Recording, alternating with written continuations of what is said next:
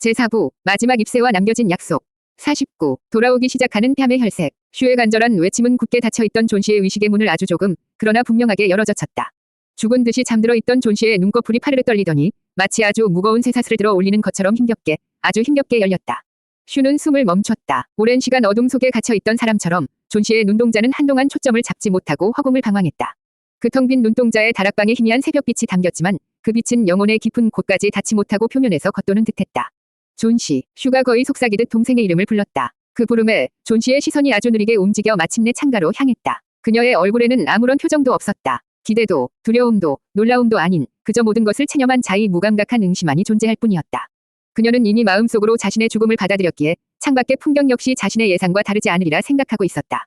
앙상한 빈 가지. 그것이 그녀가 보게 될 마지막 세상의 모습일 터였다. 하지만 그녀의 눈에 비친 것은 텅 빈 가지가 아니었다. 처음에는 자신의 눈을 믿을 수 없었다. 너무 오랫동안 병상에 누워 있었던 탓에 헛것을 보는 것이라 생각했다. 하지만 그녀가 몇 번이고 눈을 깜빡여봐도 그곳에는 여전히 거짓말처럼 마지막 잎새 하나가 붙어 있었다. 미친 듯이 몰아쳤던 폭풍의 흔적이 온 골목에 낭자한데도 오직 저 작은 잎새 하나만이 그 모든 파괴의 법칙을 거스르는 듯 부자연스러울 정도로 평온하게 제자리를 지키고 있었다.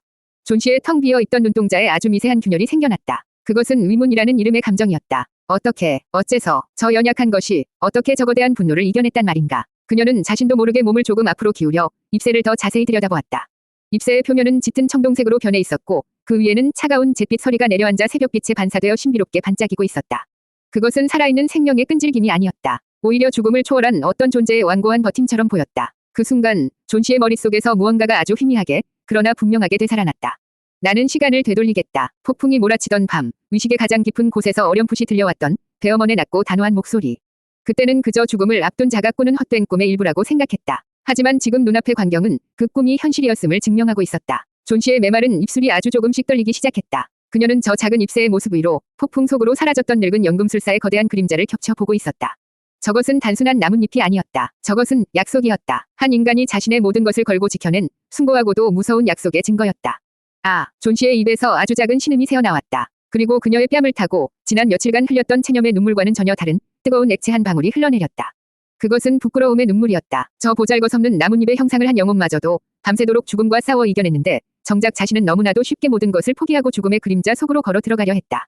살아야 한다는 의무감이나 책임감 이전에 살아남기 위해 싸우지 않았던 자기 자신에 대한 깊은 수치심이 그녀의 얼어붙었던 영혼을 처음으로 뒤흔들었다. 언니, 나. 그녀가 힘겹게 입을 열었다. 목소리는 심하게 잠겨 있었지만 그 안에는 이전에는 없었던 아주 작은 삶의 의지가 담겨 있었다. 내가 나빴어. 죽으려고 했던 건 나쁜 짓이었어. 그 말을 듣는 순간 슈는 더 이상 참지 못하고 와락 동생을 끌어안았다. 두 자매는 한참 동안 서로를 부둥켜 안고 소리 없이 울었다. 그리고 슈가 고개를 들었을 때 그녀는 보았다. 기적을. 존 씨의 잿빛 뺨 위로 그녀가 흘린 뜨거운 눈물 자국을 따라 아주 희미하게 그러나 분명하게 붉은 혈색이 장밋빛처럼 번져오고 있는 것을. 그것은 단순한 생명의 신호가 아니었다. 삶을 향한 의지를 되찾는 영혼이 마침내 육체에 다시 온기를 불어넣기 시작했다는 눈부신 증거였다. 돌아오기 시작하는 뺨의 혈색은 길고 길었던 어둠의 끝을 알리는 새벽의 첫 햇살과도 같았다. 50. 싸늘하게 식어버린 공방. 존 씨의 뺨의 혈색이 돌아오기 시작한 그 순간부터 다락방의 시간은 마법처럼 다시 흐르기 시작했다.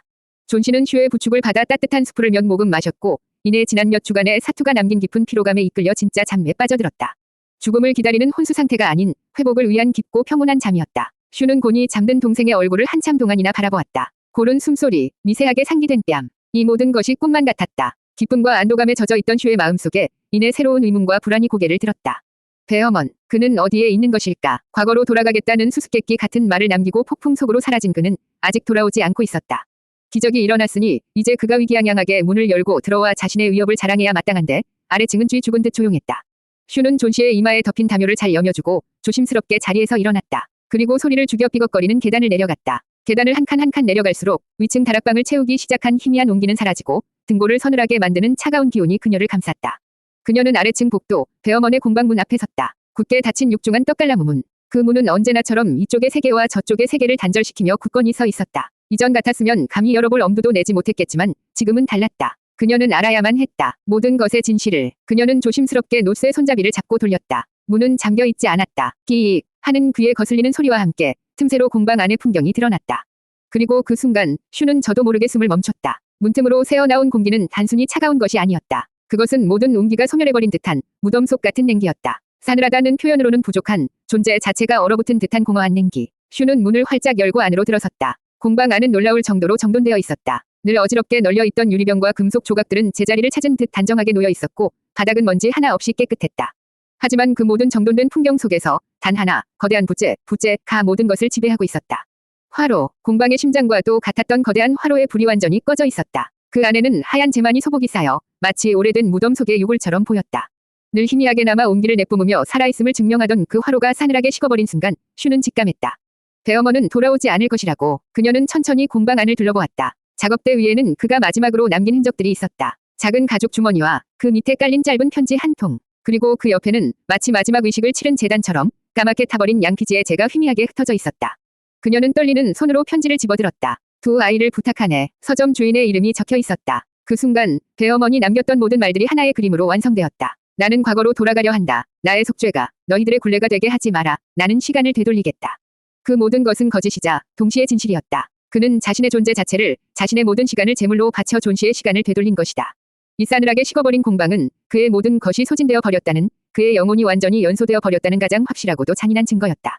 슈는 편지를 가슴에 품은 채 차가운 공방의 한가운데 우두커니 섰다. 눈물은 나오지 않았다. 위층 다락방에서 피어나는 따스한 생명의 온기와 아래층 공방을 지배하는 싸늘한 죽음의 냉기. 그 극명한 대비 속에서 그녀는 자신이 짊어져야 할 기적의 무게가 얼마나 무겁고 동시에 얼마나 숭고한 것인지를 비로소 온몸으로 깨닫고 있었다. 제4부 마지막 입새와 남겨진 약속. 50일 사라진 연금술사. 싸늘하게 식어버린 공방 안에서 얼마나 오랫동안 서 있었을까. 슈는 시간의 흐름을 완전히 잊었다. 그녀의 세상은 이제 문 하나를 사이에 두고 극명하게 나뉘어 있었다. 계단 위 다락방에는 기적처럼 되살아난 생명의 온기가 감돌았고 계단 아래 공방에는 한 존재가 소멸하며 남긴 끔찍한 냉기가 흐르고 있었다. 그 두 세계의 경계에 선 채 그녀는 이 모든 것을 어떻게 받아들여야 할지 알 수 없었다. 머리로는 이해했다. 배어머는 돌아오지 않을 것이다. 그는 자신의 모든 것을 태워 존 씨를 살려낸 것이다. 작업대 위에 남겨진 편지와 검은 재가 모든 것을 증명하고 있었다. 하지만 마음은 그 잔인한 진실을 받아들이기를 거부했다. 어딘가에 살아있을 것이라는, 어쩌면 과거로 돌아가겠다는 그의 말처럼 정말로 다른 시간 속으로 떠났다가 언젠가 불쑥 다시 나타날 것이라는 헛된 희망이 자꾸만 고개를 들었다. 그는 그토록 강하고 기이한 존재였으니 평범한 인간처럼 죽었을 리 없다고 그녀는 애써 스스로를 위로했다.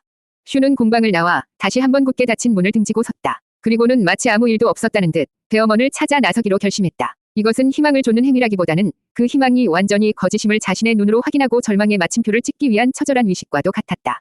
그녀는 먼저 폭풍이 휩쓸고 간 골목길을 뒤지기 시작했다. 밤새 혼돈이 남긴 자네들 사이를 그녀는 홀린 사람처럼 헤매고 다녔다. 부서진 나무 판자 더미를 들춰보고 흙탕물이 고인 웅덩이 속을 들여다보았다. 혹시라도 그가 폭풍에 쓰러져 어디선가 도움을 기다리고 있을지도 모른다는 신락 같은 기대를 품고서였다.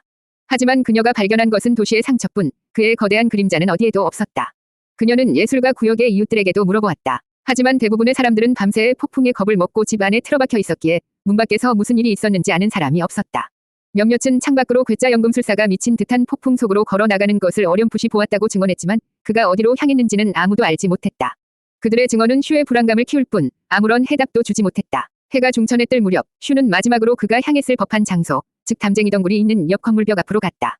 그곳에서 그녀는 어젯밤의 진실과 마주해야만 했다. 벽 아래, 진흙과 자네들 사이에서 그녀는 희미한 흔적을 발견했다. 거대한 몸집에 누군가가 오랫동안 앉아 있었던 것처럼 움푹 파인 자국, 그리고 그 주변에 흩어져 있는 정체 모를 검은 재위 흔적. 하지만 그곳에도 배어먼의 모습은 없었다. 마치 그의 육신이 밤새의 한파 속에서 공기 중으로 증발하기라도 한 것처럼 그 어떤 흔적도 남아있지 않았다. 사라진 연금술사. 그는 자신의 마지막 연성을 끝마치고 그 결과물만을 세상에 남긴 채 완벽하게 사라져버렸다. 슈는 벽에 기댄 채 주저앉았다. 벽 위에서는 이제는 불멸의 상징이 되어버린 마지막 잎새가 아무 말 없이 그녀를 내려다보고 있었다. 잎새 위에 맺혔던 영혼의 잔재는 아침 햇살에 모두 녹아 사라지고 없었지만 그 잎새 자체가 이제는 배어먼의 존재를 증명하는 유일한 묘비가 되어 그 자리를 지키고 있었다. 슈는 더 이상 그를 찾을 수 없음을, 아니 찾아서는 안 됨을 깨달았다. 그는 이제 이 세상 사람이 아니었다. 그는 하나의 현상이자 기적이 되어 저 나뭇잎과 하나가 된 것이다. 그녀는 고개를 숙이고 이름 없는 은인을 위해 조용한 애도를 시작했다. 52. 그는 돌아오지 않아. 슈가 얼마나 오랫동안 벽에 기댄 채 앉아 있었을까. 아침의 차가운 공기는 정오의 햇살에 조금씩 온기를 되찾고 있었지만 그녀의 마음은 여전히 싸늘한 공방의 냉기 속에 갇혀 있었다. 바로 그때 그녀의 등 뒤에서 마르고 나직한 목소리가 들려왔다. 그를 찾고 있는 게로군. 슈는 화들짝 놀라 뒤를 돌아보았다. 그곳에는 예술가 구역 초입에서 낡은 서점을 운영하는 먼지를 뒤집어 쓴 책처럼 보이는 노인이 서 있었다. 그는 배어먼의 유일한 친구이자 그가 마지막 편지를 남긴 바로 그 사람이었다.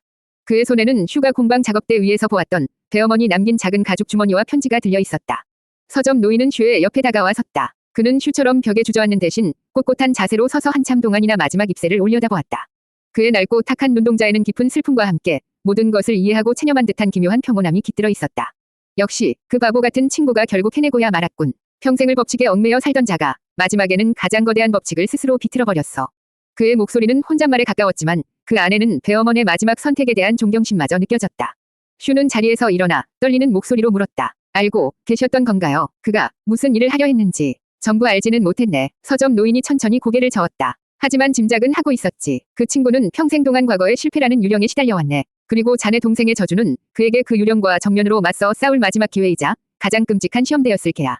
나는 그가 결코 도망치지 않으리라는 것쯤은 알고 있었지. 다만 이런 방식으로 자신의 모든 것을 내던질 줄은 몰랐을 뿐. 그는 들고 있던 가죽 주머니와 편지를 슈에게 내밀었다. 이건 자네들에게 남긴 것이네. 그가 남긴 마지막 물질적인 흔적이지. 하지만 이것이 자네들에게 짐이 되어서는 안 된다고 편지에 신신당부를 해놓았더군. 슈는 떨리는 손으로 그것을 받아들었다. 가죽 주머니는 묵직했다. 그녀의 눈에 다시 뜨거운 눈물이 차올랐다. 그는 정말로 돌아오지 않는 건가요? 어쩌면 정말 과거로 돌아가서 언젠가는. 그녀는 문장을 끝맺지 못했다. 그것이 얼마나 헛된 희망인지 스스로도 알고 있었기 때문이다. 서점 노인은 슈의 어깨에 자신의 마른 손을 가만히 올려놓았다. 그 손길은 투박했지만 깊은 위로의 온기가 담겨 있었다. 아가씨, 그가 조용하고 단호한 목소리로 말했다. 그것은 연민이나 동정이 아닌 냉혹한 진실을 전하는 자의 목소리였다. 그는 돌아오지 않아. 그는 과거로 돌아간 것이 아니네. 그는 자신의 과거와 현재, 그리고 미래까지 자신의 모든 시간을 저 나뭇잎에 쏟아부었어.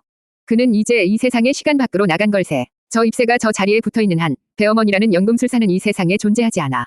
그것이 그가 선택한 마지막 연금술의 대가일세. 서점 노인의 마른 슈의 마지막 남은 헛된 희망의 뿌리를 완전히 잘라냈다. 그는 돌아오지 않는다. 영원히. 그 진실은 비수처럼 날아와 그녀의 심장에 박혔다. 하지만 이상하게도 고통과 함께 기묘한 해방감이 느껴졌다. 이제 더 이상 그를 기다리거나 찾아 헤맬 필요가 없었다. 이제 그녀가 해야 할 일은 명확해졌다. 그의 마지막 당부를 지키는 것. 그의 희생이 헛되지 않도록 살아남은 자의 삶을 찬란하게 살아내는 것. 슈는 눈물을 닦고 고개를 들어 다시 한번 마지막 잎새를 올려다보았다. 그것은 이제 더 이상 기적이나 슬픔의 상징이 아니었다. 그것은 하나의 약속이자 남겨진 자들이 짊어지고 나아가야 할 삶의 이정표였다. 그녀는 서점 노인에게 깊이 고개를 숙였다. 그리고 되살아난 동생이 기다리는 새로운 삶이 시작될 다락방을 향해 천천히 발걸음을 옮겼다.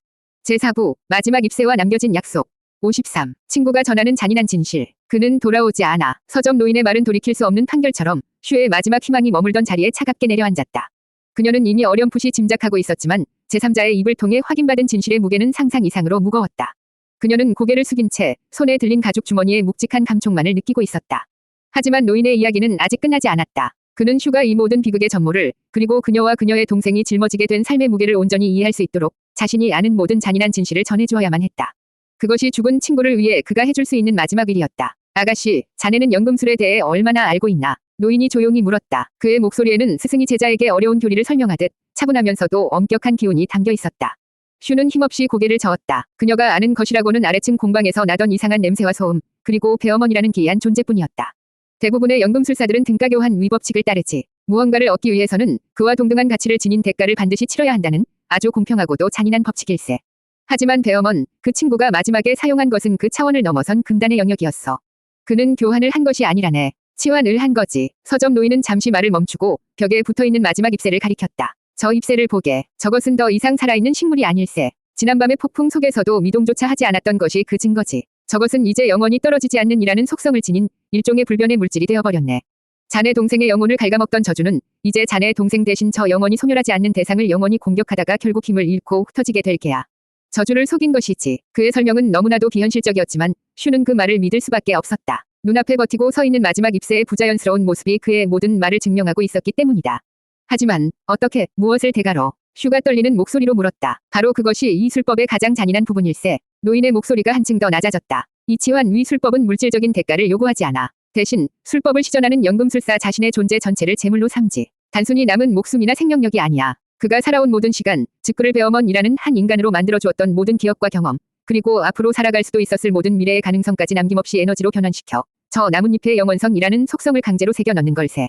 그제야 슈는 모든 것을 이해했다. 배어먼이 왜 과거로 돌아가려 한다고 말했는지. 그가 되돌리려 했던 것은 자신의 실패했던 과거였고 그 대가로 자신의 모든 시간을 지불한 것이다. 그가 왜 자신의 속죄라고 말했는지. 그는 자신의 소멸을 통해 과거에 구하지 못했던 친구의 딸을 구원하고 스스로를 용서하려 했던 것이다. 그렇다면 그는, 그래, 서점 노인이 슈의 말을 이었다. 그의 눈에는 깊은 슬픔이 고여 있었다. 그는 죽은 것이 아닐세. 죽음보다 더 완전하게 이 세상에서 소멸한 것이지. 이제 그를 기억하는 사람은 거의 남지 않을 걸세. 시간이 흐를수록 그의 존재에 대한 모든 기록과 흔적은 마치 처음부터 없었던 것처럼 희미해지다가 결국 사라지게 될 게야. 나 역시 얼마 지나지 않아 그를 잊게 되겠지. 그것이 이 술법의 마지막 대가일세. 오직 저 입새와 그의 희생으로 살아난 자네 동생의 존재만이 그가 한때 이 세상에 있었음을 증명하는 유일한 흔적으로 남게 될 걸세. 친구가 전하는 잔인한 진실. 그것은 배어머니 단순히 목숨을 버린 것이 아니라 이 세상에 존재했다는 사실 자체를 지워버렸다는 상상조차 할 수 없는 숭고하고도 끔찍한 희생이었다. 슈는 더 이상 서 있을 수 없었다. 그녀의 다리가 힘없이 풀리며 그 자리에 주저앉고 말았다. 54. 멈출 수 없는 통곡. 서점 노인의 마지막 말이 끝나는 순간 슈의 내부에서 무언가 단단히 버티고 있던 마지막 둑이 무너져 내렸다. 지난 몇 주간 그녀는 단 한 번도 마음 편히 울어보지 못했다. 동생의 병세 앞에서는 강해야만 했고 마녀와 힐러 앞에서는 절박함을 호소해야 했으며 배어먼 앞에서는 희망을 구걸해야 했다. 그녀는 슬퍼할 시간조차 없이 오직 싸워야만 했다. 하지만 이제 모든 싸움이 끝났다. 그리고 그녀는 그 싸움의 승리가 얼마나 끔찍한 대가 위에 세워진 것인지를 알게 되었다. 처음에는 아주 작은 신음이 그녀의 입술 사이로 새어나왔다. 그것은 곧이어 억눌린 흐느낌으로 변했고 마침내 그녀의 이성이 완전히 끊어지는 순간 걷잡을 수 없는 통곡이 되어 터져 나왔다. 그것은 단순한 울음이 아니었다. 한 명의 인간이 감당하기에는 너무나도 거대한 진실의 무게 앞에서 그녀의 영혼이 내지르는 처절한 비명이었다. 그녀는 두 손으로 땅을 치며 어린아이가 되어 울고 또 울었다. 왜 하필 우리에게 이런 일이 일어났는지, 왜 그가 그런 끔찍한 선택을 해야만 했는지, 세상의 모든 부조리와 잔인함을 향한 원망이 뒤섞인 울음이었다. 서점 노인은 아무 말 없이 그녀의 곁에 서서 그녀가 모든 슬픔을 토해낼 때까지 기다려주었다. 그는 알고 있었다. 지금 슈에게 필요한 것은 어설픈 위로나 동정이 아니었다. 자신의 감정을 남김없이 쏟아내고 그 텅 빈 자리에 이 기적의 무게를 온전히 받아들일 공간을 만드는 과정이 필요하다는 것을. 한참을 울던 슈의 통곡은 점차 다른 감정으로 변해가기 시작했다. 원망과 슬픔의 자리에 지독한 죄책감이 차오르기 시작했다. 자신과 자신의 동생 때문에 한 사람이 자신의 모든 역사를 지워버렸다. 우리가 대체 뭐라고 그런 엄청난 희생을 받을 자격이 있단 말인가. 우리는 이제 그의 소멸을 대가로 얻은 이 생명을 어떻게 살아가야 하는단 말인가. 그 순간 배어먼의 마지막 당부가 그녀의 뇌리를 스쳤다. 나의 속죄가 너희들의 굴레가 되게 하지 마라. 누가 뭐래도 내 인생을 살아라. 그의 목소리는 그녀의 통곡을 꿰뚫고 들어와 죄책감에 빠져 허우적거리던 그녀의 영혼을 강제로 일으켜 세웠다. 그렇다. 이렇게 울고만 있는 것은 그의 마지막 유언을 정면으로 거역하는 행위였다. 그가 자신의 모든 것을 바쳐 지켜낸 생명을 죄책감이라는 이름의 감옥에 가두어버리는 어리석은 짓이었다. 슈는 울음을 그치려 애썼다. 하지만 한 번 터져 나온 통곡은 그녀의 의지만으로는 멈출 수가 없었다. 눈물은 멈추지 않았지만 그 눈물의 의미는 바뀌어 있었다. 이제 그것은 슬픔과 죄책감의 눈물이 아니었다. 그것은 그의 마지막 당부를, 그 무거운 약속을 반드시 지켜내고야 말겠다는 결의의 눈물이었고 그 숭고한 희생에 걸맞은 삶을 살아내겠다는 맹세의 눈물이었다.